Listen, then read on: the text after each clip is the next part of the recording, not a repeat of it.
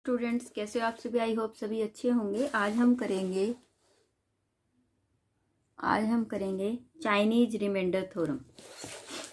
ठीक है, हमने क्या किया? फर्मेट थ्योरम की, उसके बाद हमने कौन सी की? विल्सन थ्योरम की। फर्मेट थ्योरम का जो ये आपका होती क्या है, ये कई बार एक नंबर में पूछ लिया जाता है कि फर्मेट थ्योरम है ना, विल्सन थ्योरम। एक सेकंड।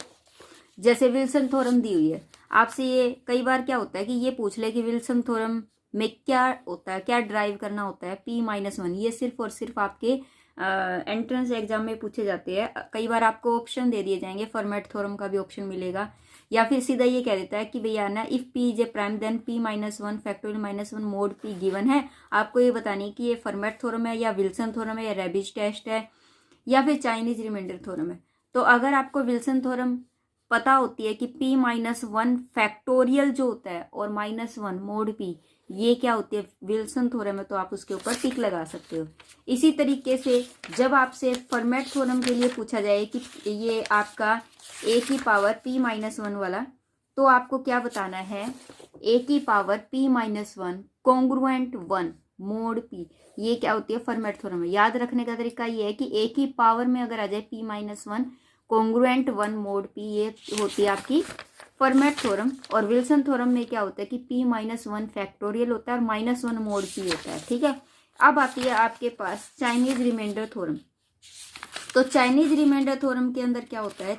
इसके अंदर चाइनीज रिमाइंडर थ्योरम के अंदर पूरा आपको ड्राइव करना है। इसका अलग से कोई रूल वगैरह जो है वो गिवन नहीं है, बस इसका प्रोसीजर है कि आपको इस तरीके से गिवन होगा कि x इज इक्वल टू में x congruent a i mode m, अगर आपको इस तरीके से गिवन होगा तो उसमें क्या लगेगी? आपकी चाइनीज रिमाइंडर थ्योरम लगेगी। ठीक है, और एक बात और बता दूं, इतनी इंपॉर्टेंट नहीं है चाइनीज रिमाइंडर थ्योरम, लेकिन करना इसलिए जरूरी है क्योंकि ये एक बार एग्जाम में आई हुई है। ठीक है, तो हम इसका ड्राइव जो है वो कैसे करेंगे? सबसे पहले तो आप स्टेटमेंट समझ लीजिए क्या दिया हुआ है कि लेट m1 m2 और mr denote r positive integer, कि m1 m2 mr जो है वो कोई r पॉजिटिव इंटीजर है, दैट आर रिलेटिवली प्राइम, ये सारे के सारे रिलेटिवली प्राइम है इन ए पेयर्स के अंदर। And let a1 a2 ar denote any r integer, देखो ये भी r इंटीजर है और ये भी r कोई इंटीजर है, पर इसने बोला कि m1 m2 mr तो जो है वो पॉजिटिव इंटीजर है, और ये क्या है? कोई भी एन इंटीजर हो सकता है वो।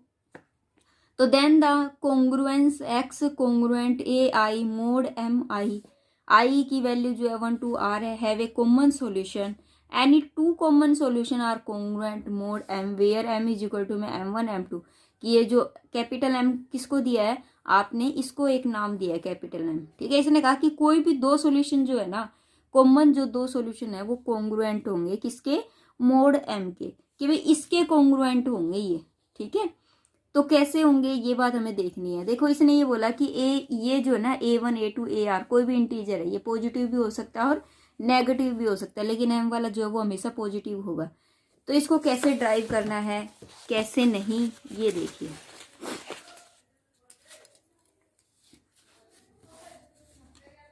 आज डेट क्या है? 29।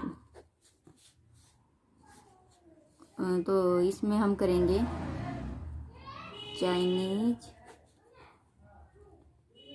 Remainder theorem. ठीक है, इसको ड्राइव करेंगे चाइनीज रिमाइंडर थ्योरम। सबसे पहले हमें इसमें क्या गिवन है? फर्स्ट आपको क्या है गिवन कि x जो है वो कॉन्ग्रुएंट है ए आई मोड एम आई के। ठीक है, आई की वैल्यू जो है वो 1 2 3 एज सुन एज आर तक गिवन है। ठीक है,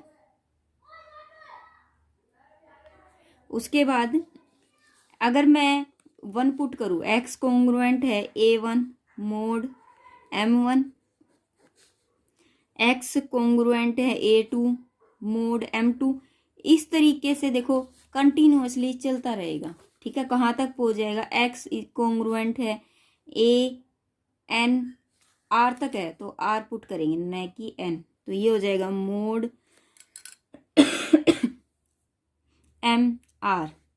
ठीक है, ये हो गया। आपको गिवन क्या है कि ये जो m है ना, ये किसका है, m1 multiple, m2 multiple, m3 multiple, और इस तरीके से mr तक जो मल्टीपल है ना, वो हमारा कैपिटल m है।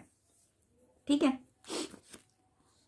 अगर हम बात करें, मान लीजिए मैंने लेट कर ली, कोई भी चीज लेट करके चलती हूँ, कि अगर मान लीजिए मेरे पास m1 है, ठीक है, क्यों m1 माना वही बता देती हूँ। मान लीजिए कि ये m है और इसके नीचे मैं m1 लिख सकती हूँ, क्योंकि ये सारे क्या है, मल्टीप्लाई में है, छोटा m। ठीक है, ये तो ये नीचे आ सकता है, तो यहाँ क्या बचेगा, m2, m3 और mr। ठीक है, आप m1 लेके आए तो आप इसको मान लो m1 है। इसी तरीके से अगर मान लीजिए यहाँ पर m है और आप m1 की बजाय m2 लेके आ रहे हो, और यहाँ पर क्या बच गया, m1 डॉट m3 और mr, तो आप इसको m2 मान लो। बात समझ आई या नहीं? इसी तरीके से अगर आप mr को अगर कॉमन लेके आ रहे हो, नीचे लेके आ रहे हो, सॉरी डिवाइड में लेके आ रहे हो, तो m1 m2 m3 और एज सुन एज mr-1, क्योंकि उससे एक पहले वाला तो बचेगा ना, क्योंकि mr जो वो नीचे आ गया, तो यहाँ क्या लिख देना, mr। बात समझ आई?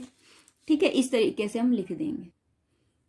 ठीक है, उसके बाद देखो, एक तो पहले ही बता दूं कि ये चाइनीज रिमाइंडर थ्योरम है, ये कंप्लीटली आपको कंसीडर करना पड़ेगा इसके अंदर। ठीक है, कुछ थ्योरम ऐसी होती है ना, आपने 10th में भी की हुई है, थ्योरम में जो होती थी वो आपको सिर्फ कंसीडर ही करनी पड़ती थी।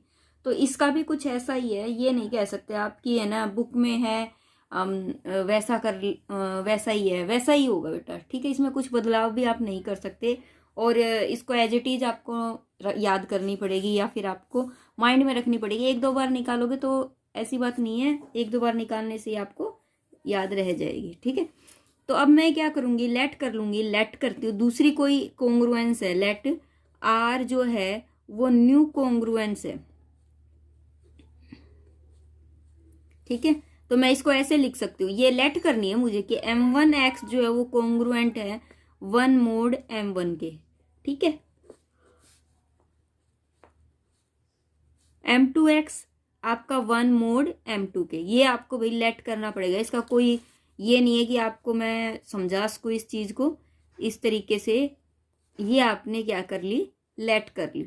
ठीक है, अब आपको पता है कि आपको क्या बोला गया था कि m1 जो है ना वो प्राइम नंबर है, m1 m2 m3 जितने भी ये सारे क्या है, प्राइम नंबर है। ये बात उसने पहले ही बोल दी थी कि m1 m2 एक तो पॉजिटिव इंटीजर है, दूसरा ये प्राइम नंबर है विद पेयर्स में। ठीक है, तो m1 जो है मैं ये लिख सकती हूँ, m1 जो है रिलेटिवली क्या होगा, प्राइम होगा किसी दूसरे के साथ, प्राइम होगा किसके साथ, m2 m3 m4 as soon as mr, ये सारे जो एक दूसरे के साथ क्या होंगे, प्राइम होंगे। ठीक है, तो अब आप क्या कह सकते हो कि m1 इज रिलेटिवली, तो m1 जो है वो क्या है, रिलेटिवली हम क्या लिख सकते हैं, प्राइम है, relatively prime to their product, किसका प्रोडक्ट के प्राइम है, m2 फिर डॉट m3, इस तरीके से ये सारे क्या है, mr किसके बराबर है, m1 के। ठीक है, m1 के क्यों बराबर है पता चला, क्योंकि मैंने अभी बताया था ना कि जैसे कि अगर मान लीजिए कैपिटल M1 की अगर बात की जाए तो वहां से M1 जो है वो हम क्या कर देंगे, हटा देंगे। ठीक है, वो मेरा M1 हो गया। अब देखो इस M1 और इस M1 का जो GCD है वो 1 होगा, क्यों, क्योंकि अभी बात हुई ना कि ये जो है इन सब के साथ प्राइम है, और पूरा का पूरा मैंने इसको क्या मान लिया, M1 मान लिया। तो M1 और कैपिटल M1 का जो GCD है वो क्या रहेगा, मेरे पास 1 रहेगा। अगर इन दोनों का GCD 1 है तो मैं देखो m1 जो x है, जो मैंने ऊपर अभी एक टर्म्स मानी कि m1x कॉन्ग्रुएंट है 1 मोड m1 के, तो ये क्या बताएगा मुझे, एक यूनिक सॉल्यूशन देगा। क्यों, क्योंकि इन दोनों का जो GCD है ना वो मेरे पास क्या है, 1 है। देखो मैंने आपको एक बार पहले भी बताया था, जब हम फॉर्मेट थ्योरम कर रहे थे तब क्या था कि अगर मान लीजिए अगर आपका 1 GCD आता है, GCD जो है अगर 1 आता है, सेकंड चैप्टर में आया था शायद, अगर GCD 1 आता है, किसी भी चीज का अगर GCD 1 आता है तो उसका सॉल्यूशन भी क्या रहेगा 1। अगर GCD अगर आपका 2 आता है तो उसके कितने सॉल्यूशन बन सकते हैं जो उस इक्वेशन को सेटिस्फाई करेंगे, वो 2 बन सकते हैं। इसी तरीके से जब M1 और कैपिटल M1 का GCD अगर 1 आया तो इसका केवल और केवल एक ही सॉल्यूशन बनेगा जो कि क्या होगा, यूनिक सॉल्यूशन होगा। क्लियर है? तो मैं यहाँ लिख सकती हूँ कि कॉन्ग्रुएंट होगा 1 मोड M1 का, और इसका सॉल्यूशन जो होगा वो कैसा होगा, यूनिक सॉल्यूशन होगा फॉर x1 के लिए। केवल एक के लिए होगा तो फिर मैंने मान लिया वो x1 के लिए, तो मतलब मैं मान सकती हूँ x1 कॉन्ग्रुएंट क्या होगा, 1 मोड M1 के बराबर होगा। ठीक है, इसी तरीके से सिमिलरली हमें ऐसे ही काम करना है, सिमिलरली हमें ऐसे ही काम करना है। 4M2 के लिए भी मैं लिख सकती हूँ 4M2 x2 जो है वो कॉन्ग्रुएंट होगा किसके लिए, 1 मोड M2 के लिए। ठीक है, इस तरीके से मैं करती जाऊंगी। कहाँ तक करती जाऊंगी कि ये टर्म्स जो है वो मेरी MR और XR कॉन्ग्रुएंट 1 मोड MR, ये MR ये कॉन्ग्रुएंट हो गई। ठीक है, ऐसा जो है वो मैंने कर दिया। अब देखो ये R है, अब मैं क्या करती हूँ, इन सबको ऐड कर देती हूँ, इन सबको ऐड कर देती हूँ। ठीक है, मैंने क्या किया, ये जैसे कि मान लीजिए ये फर्स्ट टर्म है, सेकंड टर्म है और ये थर्ड टर्म है, तो मैंने क्या कर दिया, एडिंग ऑल। अगर मैं इनको कर देती हूँ एडिंग ऑल तो क्या होगा, हमारे पास ये हो जाएगा M1। इसको मैंने लेट कर लिया कि ये x के बराबर है, जिसको मैं ऐड कर रही हूँ वो किसके बराबर है, x के बराबर है, तो M1 x1। ठीक है,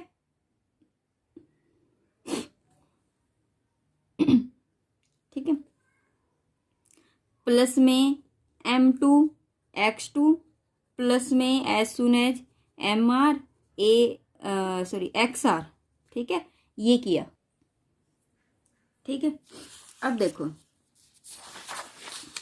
अब मुझे क्या करना है, एक चीज लेट करनी है, लेट कि x जो है वो किसके बराबर है, कैपिटल X बराबर है M1 A1 x1 plus M2 A2 x2। ठीक है, इस तरीके से MR AR और XR। ठीक है, इसके बराबर है मेरा ये। ठीक है, तो अब हम क्या प्रूफ करेंगे कि नाउ वी प्रूफ, अब हम प्रूफ करते हैं। अब देखिए, अब मैं ऐसा करती हूँ, पहले मैं इसको उठाती हूँ, ये वाली इक्वेशन, ये नहीं, ये वाली होगी कि M2 जो है, M2 वो किसके बराबर है, M2 जो है वो मैंने मान लिया M2 जो है वो मेरा बराबर है किसके, M1 M3 और MR के। उसके अंदर 2 नहीं होगा, उसके अंदर M2 वाला नहीं होगा, क्योंकि मैंने बताया ना कि वैसे तो वो कैपिटल M था, इज इक्वल टू में M1 M2 M3 और डॉट MR तक। ठीक है, लेकिन अगर मान लीजिए इसके नीचे ये लिख दिया जाए M अपॉन में अगर M2 कर दिया जाए तो वो क्या बन जाएगा, M2 बन जाएगा। ठीक है, तो अगर 2 की बात हो रही है तो 2 वाला इसमें नहीं मिलेगा, तो इस तरीके से ये है। तो मैं यहाँ पर देखिए M2 की वैल्यू अगर ये है तो M1 इज मल्टीपल है या फिर आप ऐसा कह सकते हो कि M1 जो है वो फैक्टर है, फैक्टर ऑफ M2, कि M2 का फैक्टर M1 है, क्योंकि मल्टीप्लाई में है तो इसका मतलब ये क्या है, इसका फैक्टर है। तो अगर मैं M2 के नीचे M1 लिखूँ तो ये इसको डिवाइड करेगा, तो मैं क्या लिख सकती हूँ कि M1 जो है वो डिवाइड करता है M2 को। M1 अगर M2 को डिवाइड करता है तो M2 की जगह पर मैं क्या लिख सकती हूँ, देखो अगर M1 जो है M2 की डिवाइड करता है तो आपको पता है कि अगर आप M1 जो है M2 को डिवाइड करता है तो इसके साथ कितने भी इंटीजर लगा दो वो सारे डिवाइड करेंगे। कैसे, जैसे कि मान लीजिए कि M1 जो है वो 2 है और अगर ये 4 को डिवाइड करता है तो इसके साथ में 4 के साथ में चाहे 2 से मल्टीप्लाई कर दो चाहे 3 से मल्टीप्लाई कर दो तो भी डिवाइड करेगा।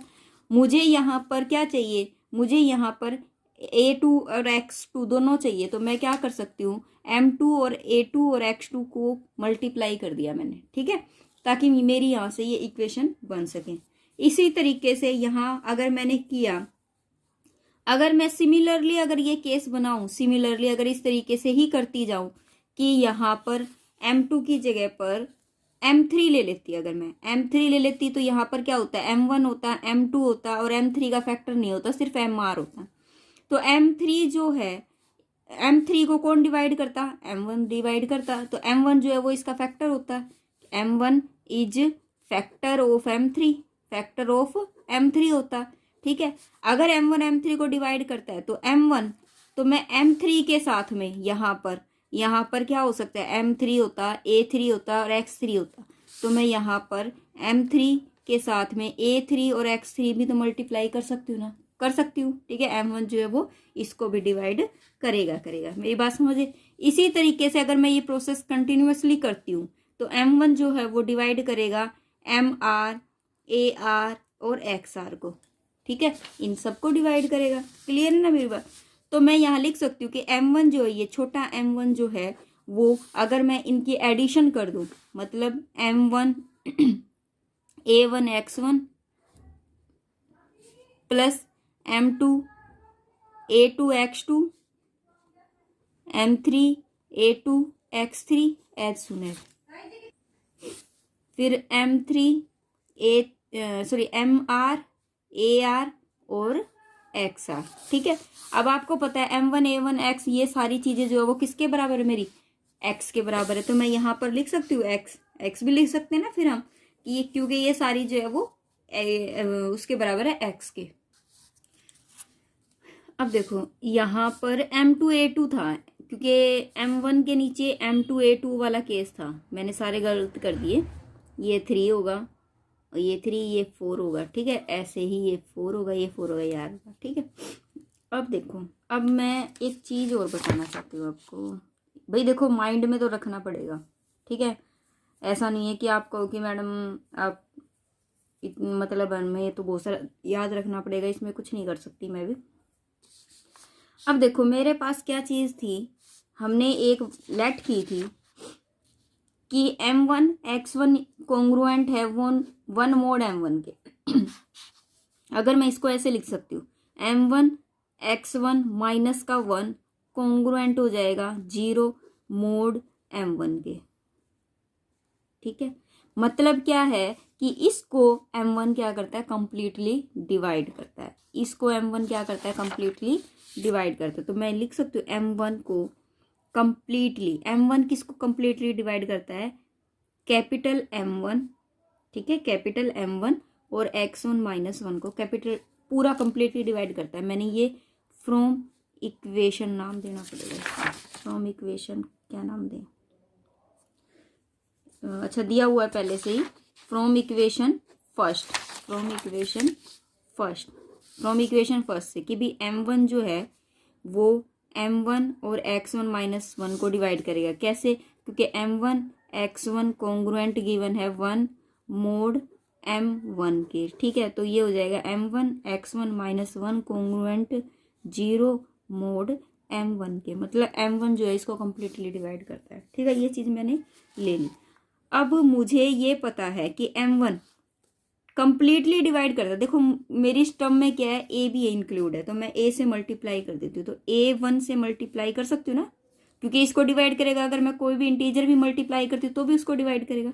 तो M1 X1 माइनस 1, तो ये हो जाएगा M1, ये हो जाएगा A1 M1 X1 capital M है ये, माइनस का A1, ठीक है, इसको भी कंप्लीटली डिवाइड करेगा, ठीक है। अब देखो, ठीक है भाई, A1 वाली टर्म्स भी मेरे पास आ चुकी है, और ये टर्म्स जो थी वो मेरी M2 से स्टार्ट थी। तो मान लीजिए इसको मैंने नाम दे दिया 4th और इसको नाम दे दिया 5th।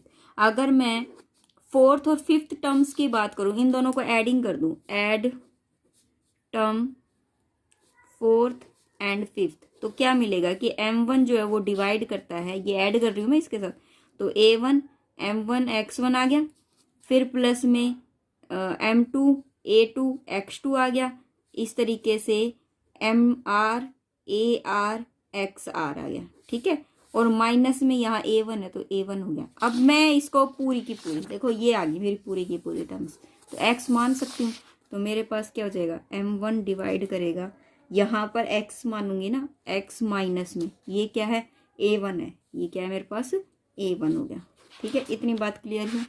तो क्या आया मेरे पास, इसको मैं किस टर्म्स में लिख सकती हूँ कि X जो है वो कॉन्ग्रुएंट है A1 मोड M1 के। बात क्लियर हुई या नहीं हुई। कि भी एक्स जो है वो कॉन्ग्रुएंट है, क्योंकि ये वहां जाएगा तो इसको कंप्लीटली डिवाइड करेगा।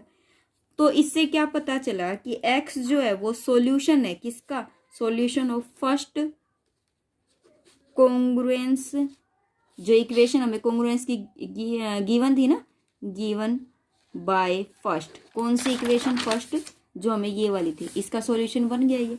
ठीक है, इसका क्या बन गया, ये सॉल्यूशन बन गया। इसी तरीके से ठीक है, अगर ये सॉल्यूशन इसका बन गया तो देखो एक चीज और बता देती हूँ, ये इसका सॉल्यूशन बन गया। तो देखो आपसे स्टेटमेंट में उसने क्या कहा था, अगर congruence x i m i इसका सॉल्यूशन है, ठीक है, तो any two common solution are congruent, कोई भी दो कॉमन सॉल्यूशन जो होते हैं ना, मतलब एक्स जो है वो तो इसका सॉल्यूशन है, कोई दूसरा और जो है भाई, कोई दूसरा और जो है, उन दोनों का जो कॉमन सॉल्यूशन जो है वो कॉन्ग्रुएंट हो। मतलब यहाँ पर क्या लेना पड़, मैं यहाँ पहले तो फर्स्ट लिख देती हूँ, इफ यहाँ पर एक्स जो है, if x is solution of congruence first, तो क्या बनेगा, एक्स कैपिटल ए आई, आई मान के चलो इसको, ठीक है, मोड एम आई हो गया। इसी तरीके से जो सेकंड मानना है वो मैं मान लेती हूँ y, y is also solution of congruence first, तो y congruent a i mod m i हो गया। ठीक है, ये दोनों जो है वो क्या है, कॉमन सॉल्यूशन है, कॉमन टू सॉल्यूशन लिख दो, कॉमन टू सॉल्यूशन। तो मैं क्या लिख सकती हूँ इन दोनों को कि एक्स कॉन्ग्रुएंट किस तरीके से लिख सकती हूँ, बाय ट्रांजिटिव, आपने पढ़ा हुआ है ना सिमेट्रिक और transitive, by symmetric and transitive property, ये आपने पढ़ी हुई है। इन दोनों से मैं क्या लिख सकती हूँ, एक्स जो है वो कॉन्ग्रुएंट है वाई मोड एम आई के। ठीक है भाई, देखो दोनों की सेम सेम प्रॉपर्टी आ रही है, तो हम इसको इस तरीके से लिख सकते हैं। ठीक है, और अगर आपको लग रहा है कि हमने कैसे लिख दिया तो मैं वो भी बता देती हूँ। मान लीजिए कि आपने क्या किया, इन दोनों इक्वेशन, ये फर्स्ट है और ये सेकंड है, फर्स्ट और सेकंड को सब्ट्रैक्ट कर दिया। ठीक है, मैंने क्या किया, सब्ट्रैक्ट, मैं यहाँ करके दिखा देती हूँ आपको, सब्ट्रैक्ट फर्स्ट नहीं सेकंड, ये चेक कर लो, सेकंड फ्रॉम फर्स्ट या first from second, first from second, first from second. ठीक है, तो यहाँ क्या लिखेंगे, यहाँ लिखेंगे सेकंड आएगा बेटा, यहाँ सेकंड फ्रॉम फर्स्ट, फर्स्ट में से सेकंड को घटाना है, तो एक्स माइनस में वाई कॉन्ग्रुएंट हो गया ए आई माइनस में ए आई, और ये हो जाएगा मोड एम आई। ठीक है, अब देखो ये इससे कैंसिल हो गया, तो एक्स माइनस में y congruent zero mod m i. अब आप ये भी कहोगे मुझे कि मैडम आपने सेकंड में से फर्स्ट क्यों किया, फर्स्ट में से सेकंड भी कर सकते थे, लेकिन आपकी बुक में क्या दिया हुआ है कि x congruent y mod m i दिया हुआ है। ठीक है, ताकि आप कंफ्यूज ना हो, इसलिए मैंने ये किया। अगर आप वो तरीका भी करते हो, मान लीजिए आपने y माइनस एक्स कर दिया और कॉन्ग्रुएंट जीरो मोड एम आई आ गया, तो भी आपका कोई गलत नहीं है, चीज वही आ रही है जो मुझे लेके आनी है, बस पहले यहाँ x था अब y हो गया। ठीक है, बस इतना ही अंतर आया है, तो आप इस तरीके से भी लेके कर सकते हो, कोई जरूरी नहीं आपको यही तरीका लेना है। ठीक है, तो ये आ गया। अब देखो x जो है वो कॉन्ग्रुएंट हो गया y मोड एम आई के। एम आई क्या है, एम आई जो है यहाँ M1 M2 M3 जितने भी थे ना, सबका क्या है, मल्टीपल है। तो मैं यहाँ एलसीएम लिख सकती हूँ, उसको हम एलसीएम भी लिख सकते हैं, एलसीएम ऑफ M1 M2 और MR लिख सकते हैं ना। तो बस फिर यही तो मुझे बताना था कि उसने क्या कहा था आपको, उसने आपको स्टेटमेंट में ये कहा था कि ये जो आपका M है वो क्या है, एलसीएम की बात हुई थी ना, कि इसने ये बोला था कि एनी टू कॉमन डिवाइजर जो है वो कॉन्ग्रुएंट है मोड एम के, बस यही बात हुई थी, इसका डिवाइड इसकी बात नहीं हुई थी एलसीएम। तो देखिए हम इसको कैसे लिख सकते हैं कि LCM of M1 M2 MR, ये सारे क्या है, एलसीएम है, एलसीएम ऑफ M1, ये सारे क्या मल्टीपल है, मल्टीपल है। अगर मल्टीप्लाई में लिखे हुए तो हम उसको कैपिटल M से डिनोट कर सकते हैं, बस यही मुझे प्रूफ करना था। ये जो है वो मेरी चाइनीज रिमाइंडर थ्योरम है। ठीक है, उसके बाद देखो नेक्स्ट में जो दिया हुआ है, ये आपको वर्किंग रूल दिया हुआ है किसका, कि आपको कैसे इसको चाइनीज रिमाइंडर थ्योरम को सोल्व करना है। ये वे जो है करने का जो तरीका है वो हम क्वेश्चन के अंदर करेंगे तो हमें जल्दी से क्लियर हो जाता है। और क्वेश्चन में हमें है ना टाइम भी नहीं लगता है कंपैरिजन टू दिस, ठीक है। तो हम वो उसी के साथ करेंगे, ठीक है। आज हम इतना ही करेंगे। मुझे लगता है, मुझे पूरी आशा है कि आपको ये थ्योरम जो है वो थोड़ी सी टफ लगी, मुश्किल भी लगी, आपको भी ये लगा होगा कि हमने ऐसा एज इट इज रखा है। लेकिन है ना बेटा, इसमें कुछ नहीं कर सकते, कोई चेंज नहीं कर सकते, क्योंकि कुछ थ्योरम जो होती है वो हमें पॉइंट टू पॉइंट रिमाइंड रखनी पड़ती है, ठीक है। Okay, bye bye, take care.